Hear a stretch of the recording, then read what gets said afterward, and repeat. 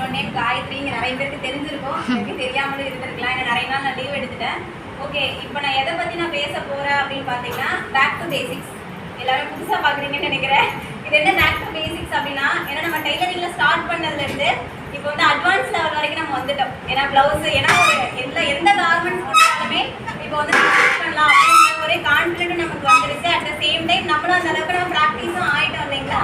So அதனால தான் சொல்லியிருக்கேன், இப்போ எல்லாருமே வந்து நிறைய விஷயங்கள் கடந்து வந்ததுக்கப்புறம் எதை நம்ம விட்டுருவோம்னு பார்த்தோம்னா பேஸை நம்ம விட்டுருவோம். ஸோ அதனால தான் இந்த இடத்துல நான் சூஸ் பண்ணியிருக்க டாபிக் என்னன்னு பார்த்தீங்கன்னா பேக் டு பேசிக்ஸ் அப்படின்னு சொல்லிட்டு.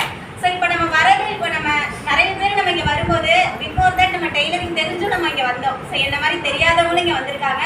ஸோ அதை பற்றின நாலேஜ், தியரிட்டிக்கல் நாலேஜ் மட்டும் வச்சுட்டு ப்ராக்டிக்கலாக நான் கற்றுக்கணும்னு நினச்சி வந்தவங்களும் இங்கே நிறைய பேர் இருக்காங்க. ஸோ எல்லாருமே தெரிஞ்சுக்கணும் அப்படின்னா, ஸோ எல்லாருமே ஃபாலோ பண்ண வேண்டிய மேஜரான ஒரு 4லேருந்து ஒரு 5 விஷயங்கள் மட்டும் இருக்குது. அது சொல்லிகிட்டே போனால் இன்னும் டெப்த்தாக சொல்லிட்டு போகலாம். ஏன்னா இந்த எல்லாருமே சொல்லுவாங்க அந்த அறிவுன்றதே ஒரு கடல் மாதிரி தோண்ட தோண்ட போயிட்டே இருக்கும் அப்படின்னு சொல்லிட்டு. அதே மாதிரி தான் இந்த டெய்லரிங், டிசைனிங், ஏன்னா நம்ம சர்டிஃபிகேட் வந்தது என்னவா தான் வந்திருக்கு, ஃபேஷன் டிசைனிங் அப்படின்னு தான் வந்திருக்கு. ஸோ இதெல்லாம் நம்ம தோண்டி தோண்டி பார்த்தோம் அப்படின்னா அது கடல் மாதிரி ஊற்று எப்படி ஊறிட்டே இருக்கும். அந்த மாதிரி நிறைய விஷயங்கள் நம்ம டே பை டே அப்டேட் பண்ணிகிட்டே இருக்கணும். ஸோ அந்த 4 திங்ஸ் என்ன, அதாவது புதுசாக நம்ம கற்றுக்க வரோம் அப்படின்னாலும் சரி, பிஃபோர் தட் தெரிஞ்சவங்களும் சரி, என்னென்ன விஷயங்கள் ஃபோக்கஸ் பண்ணணும் அப்படின்னா, ஃபர்ஸ்ட் திங் அடிப்படை தையல் நுட்பம்.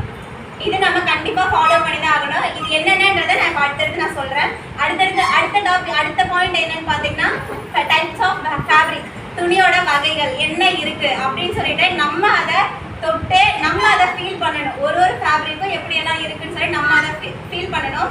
ஸோ அடுத்த பாயிண்ட் பார்த்தீங்கன்னா மெஷர்மெண்ட்ஸ்.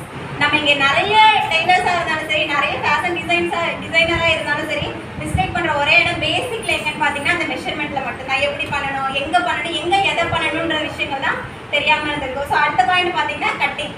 ஸோ நம்ம மெஷர்மெண்ட் சரியாக இருந்தால் மட்டும்தான் கட்டிங் வந்து ப்ராப்பராக இருக்கும். அடுத்து கட்டிங் வந்து பர்ஃபெக்டாகவும், கட்டிங்கோட அவுட்புட் சரியாக இருந்தால் மட்டும்தான் நம்மளோட ஸ்டிச்சிங் வந்து அதோட அவுட்புட்டுமே பக்காவாக எக்ஸலண்ட்டாக இருக்கும். ஸோ இதுதான் அந்த 5 பாயிண்ட். ஃபர்ஸ்ட் திங் அடிப்படை தையல் நுட்பம், செகண்ட் திங் துணிகளோட வகைகள், types of fabric, third point வந்து பார்த்தீங்கன்னா மெஷர்மெண்ட்டு, ஃபோர்த் பாயிண்ட் வந்து கட்டிங்கு, ஃபிஃப்த் பாயிண்ட் தான் தையல். தைக்கிறதே எங்கே தான் இருக்குது, ஃபிஃப்த் பாயிண்ட். ஆனால் நம்ம வந்ததுமே நம்ம என்ன பண்ணிடுவோம், நான்லாம் வந்த அன்னைக்கு பண்ண ஒரே மிஸ்டேக் என்னன்னா, மேம்க்கு நல்லா தெரிஞ்சிருக்கும்னு நினைக்கிறேன், வந்த அன்னைக்கு பேப்பர் வச்சு தைக்க ஆரம்பிச்சிட்டேன். அப்போ அதுக்கப்புறமா தான் கிளாஸுக்கு நான் கண்டினியூவாக வரும்போது தான் இருக்கிற மிஷின்ஸ் என்ன இருக்குது, என்னென்ன பார்ட்ஸ் எல்லாம் இருக்குது, எப்படிலாம் யூஸ் பண்ணணும், அதுக்கப்புறமா தான் நான் தைக்க ஆரம்பிச்சது. எனக்கு ஒரு ஐடியா கிடைச்சது என்ன பண்ணணும்னு சொல்லிட்டு. ஏன்னா இந்த மாதிரி நிறைய பேர் நிறைய இடத்துல மிஸ்டேக் பண்ணிட்டு தான் இருக்கும். ஸோ அதனால வேண்டி லாஸ்ட் தான் என்ன இருக்குன்னா ஸ்டிச்சிங் பார்ட்டி லாஸ்ட் தான். அதுக்கு முன்னாடி இந்த 4 திங்ஸ் யாரெல்லாம் ஃபாலோ பண்ணுறோமோ அவங்களுக்கு மட்டும்தான் அவுட்புட்டுன்றது எக்ஸலண்ட்டாக வரும். இல்லைன்னா எப்போதும் சொல்கிற மாதிரி டைலராக இருக்கலாம், ஊருக்குள்ள நானும் ஒரு டைலர், நானும் ஒரு டிசைனரும் இருக்கலாம். பட் நம்ம எல்லாரை விட ஷைன் ஆகணும், எல்லாரை விட ஒரு ஃபர்ஸ்ட்ல இருக்கணும் அப்படின்னா இவ்வளோ விஷயங்கள் நம்ம தெரிஞ்சுக்க வேண்டியிருக்கு. ஸோ அதுக்கப்புறம் பார்த்தீங்கன்னா ஃபர்ஸ்ட் அடிப்படை தையல் நுட்பம் சொன்னேன் இல்லையா, அதில் வந்து நம்ம தெரிஞ்சுக்க வேண்டிய இன்னும் சில விஷயங்கள் என்னென்னா, ஸோ நம்ம பயன்படுத்துகிற மெஷின் வந்து என்ன டைப் ஆஃப் மெஷின், அதை எப்படி நம்ம யூஸ் பண்ணணும், அதில் என்னென்ன விஷயங்கள் இருக்குன்றது தெரிஞ்சுக்கணும். அதுக்காக தான் நமக்கு வந்து கிளாஸில் ஃபர்ஸ்ட் டே சொல்லியிருந்திருப்பாங்க டைப்ஸ் ஆஃப் பார்ட்ஸ், அதாவது மெஷினோட பார்ட்ஸ் என்னென்ன இருக்குது, அதை எப்படியெல்லாம் யூஸ் பண்ணணும் அப்படின்றது நமக்கு சொல்லியிருந்திருப்பாங்க. இப்போ யாராவது கெஸ் பண்ணியிருக்கீங்களா நம்ம யூஸ் பண்ணுற மெஷின் வந்து என்ன டைப் அப்படின்னு சொல்லிட்டு? யாராவது கெஸ் பண்ணியிருக்கீங்களா இதுக்கு முன்னாடி? இல்லை இப்போ ஓகே. ஸோ நான் கிளாஸில் சொல்லியிருப்பாங்க இண்டஸ்ட்ரியல் அப்படின்னு சொல்லி. இண்டஸ்ட்ரியல் நீங்கள் போனீங்கன்னா நிறைய விஷயங்கள் தெரிஞ்சுக்கணும் அப்படின்னு நிறைய சொல்லியிருந்திருப்பாங்க. ஸோ நம்ம யூஸ் பண்ணுற ஸ்டீவிங் மிஷின்லேயே 2 டைப் இருக்குது. ஒன்று இண்டஸ்ட்ரியல், இன்னொன்று டொமஸ்டிக். ஸோ டொமஸ்டிக் மெஷின் நம்ம எல்லாருக்குமே தெரிஞ்சிருக்கும். நார்மல் பெடலிங் மெஷின்றது மட்டும்தான் நம்மளோட மைண்ட் செட்டில் இன்னைக்கு வரைக்குமே நமக்கு இருந்திருக்கும். ஸோ நம்ம இன்னைக்கு இங்கே மெஷினில் யூஸ் பண்ணிட்டு இருக்க மெஷின் கூட டொமஸ்டிக் மெஷின் தான். ஸோ அது என்னப்பா டொமஸ்டிக் மெஷின் சொல்கிறா, அப்போ இண்டஸ்ட்ரி மெஷின் மாதிரி தானே இருக்குது அப்படின்ற டவுட் எனக்கு வந்தது. ஸோ இது என்னன்னு பார்த்தீங்கன்னா டொமஸ்டிக்கில் 3 இருக்குது. ஓகேங்களா? ஃபர்ஸ்ட் வந்து ஹேண்ட் ஆப்ரேட்டர், அதாவது நம்ம வீட்டில் இருக்க, இதுக்கு முன்னாடி நம்ம சின்ன வயசுலேருந்து பார்த்த பெடலிங் மிஷின், இது வந்து ஹேண்ட் ஆப்ரேட்டிங் தான், எல்லாமே மேனுவலாக தான் இருக்கும். ஸோ செகண்ட் திங் பார்த்தீங்கன்னா எலக்ட்ரானிக். இது நம்ம யூஸ் பண்ணுறது வந்து எலக்ட்ரானிக். இதில் நம்ம என்ன பண்ணுறோம், பெடலிங் நம்ம பண்ணல, இல்லை கையில் பண்ணல, காலில் கூட பண்ணல, ஜஸ்ட்டு விரல் வச்சு நம்ம ப்ரெஷ் பண்ணுறோம், ஸ்விட்ச் போட்டால் மோட்டார் ஓடுது, நம்ம துணி தைக்கிறோம். இது வந்து எலக்ட்ரானிக் டிவைஸு. அடுத்து ஒன்று என்னென்னு பார்த்தீங்கன்னா, அதாவது டொமஸ்டிக்லேயே தேர்ட் பாயிண்ட் என்னென்னு பார்த்தீங்கன்னா கம்ப்யூட்டரைஸ்டு. இப்போ இப்போ அட்வான்ஸ் வந்துருச்சு.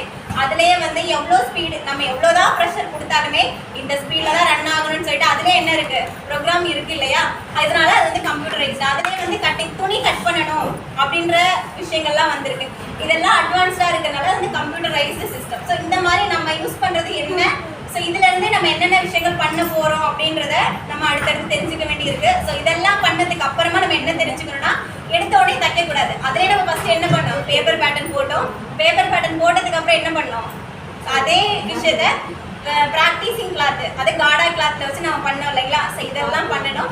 அதுக்கப்புறம் நம்ம அந்த பேட்டர்ன்ஸ் எல்லாம் முடித்தோம் அப்படின்னா அதுக்கடுத்து நம்ம என்ன பண்ணுவோம்னா, ஒரு கார்மெண்ட்ஸே நம்ம ஸ்டிச் பண்ணுவோம். ஜஸ்ட் நிக்கராக இருக்கட்டும், பேண்டீஸாக இருக்கட்டும், பெட்டிக்கோட்டாக இருக்கட்டும், இதெல்லாம் நம்ம தைக்கிறப்போ நம்ம பார்க்க வேண்டிய ரொம்ப பெரிய விஷயம் டைப்ஸ் ஆஃப் ஃபேப்ரிக். நம்ம ஏதோ ஒரு ஃபேப்ரிக்கை எடுத்து ஏதோ ஒரு கார்மெண்ட் நம்ம தைச்சோம் அப்படின்னா அது அவுட்புட் வந்து வரும். பட் எக்ஸலண்ட்டாக வருமானு கேட்டால் கொஞ்சம் டவுட் தான். ஸோ அதனால நம்ம என்ன ஃபேப்ரிக் வந்து சூஸ் பண்ணியிருக்கோம், அதில் வந்து என்ன மாதிரியான கார்மெண்ட் தைச்சா அவுட்புட் வந்து எக்ஸலண்ட்டாகவும் பர்ஃபெக்டாக வரும்ன்றதை தெரிஞ்சு நம்ம வந்து அதை சூஸ் பண்ணணும். ஸோ டைப்ஸ் ஆஃப் ஃபேப்ரிக்கில் பார்த்தீங்கன்னா மொத்தம் 28 இருக்குது. ஸோ யாருக்காவது முன்னாடி தெரிஞ்சிருந்ததா? Okay, no issue. ஸோ மொத்தமாக டைப்ஸ் எப்படி இருக்குன்னு பார்த்தீங்கன்னா, டிசைனராக இருக்கட்டும், நம்ம டெய்லர்ஸாக இருக்கட்டும், மொத்தமாக யூஸ் பண்ணுறது எத்தனைன்னு பார்த்தீங்கன்னா 28 டைப்ஸ் ஆஃப் ஃபேப்ரிக் இருக்குது. அதில் நம்ம இது வரைக்கும் மேஜராக யூஸ் பண்ணுறது பார்த்தீங்கன்னா நேச்சுரல் அண்ட் ஆர்டிஃபிஷியல் ரெண்டுமே நம்ம யூஸ் பண்ணிகிட்டு இருக்கோம். நேச்சுரலில் என்னென்ன இருக்குன்னு உங்களுக்கு ஆல்மோஸ்ட் தெரிஞ்சிருக்கும். ஸோ காட்டன் கிளாத் இருக்குது, சில்க் இருக்குது, அண்ட் தென் கம்பளின்னு சொல்லுவோம் இல்லையா, கம்பளி கிளாத், அதுவுமே காட்டனில் தான் சேரும். அதுக்கப்புறம் ஜூட்டு, இப்போ கூட இங்கே ஒரு பேக் இருந்துச்சு, சணல் பைன்னு சொல்லுவோம் இல்லையா, அதுதான் ஜூட்டு, அதுவுமே நேச்சுரல் தான். And then handloom. ஸோ இங்கெல்லாம் நிறைய ஷாப் எல்லாம் பார்த்துருப்பீங்க, பஞ்சாப் ஹேண்ட்லூம்ஸ் அப்படின்லாம் இருந்திருக்கும். ஸோ அதெல்லாமே வந்து கைத்தறி, இது எல்லாமே நேச்சுரல். ஸோ அடுத்த ஆர்டிஃபிஷியல்னு பார்த்தீங்கன்னா பாலிஸ்டர், ரேயான், டிஷர் சில்க்கு, மஸ்லின், மைசூர் சில்க்கு, இதை தான் நம்ம மேஜராக இப்போதைக்கு நம்ம எல்லா இடத்துலையுமே யூஸ் பண்ணிகிட்டு இருக்கோம். ஆனால் இதெல்லாம் அதாவது நேச்சுரலும் ஆர்டிஃபிஷியலும் மிக்சடாக வந்து இன்னுமே என்ன இருக்குன்னா டோட்டலாக 28 டைப்ஸ் ஆஃப் ஃபேப்ரிக்ஸ் இருக்குது. ஸோ அது எந்த கார்மெண்ட்டுக்கு யூஸ் பண்ணணும், எப்படி செலக்ட் பண்ணணும்னு தெரிஞ்சு பண்ணாதான் அதோட அவுட்புட் வந்து எக்ஸலண்ட்டாக இருக்கும். இது எல்லாமே நம்ம ஏன் தெரிஞ்சுக்கணும், நம்ம வந்தால் தச்சா போகலாம் அப்படி இருந்துடலாம். இதெல்லாம்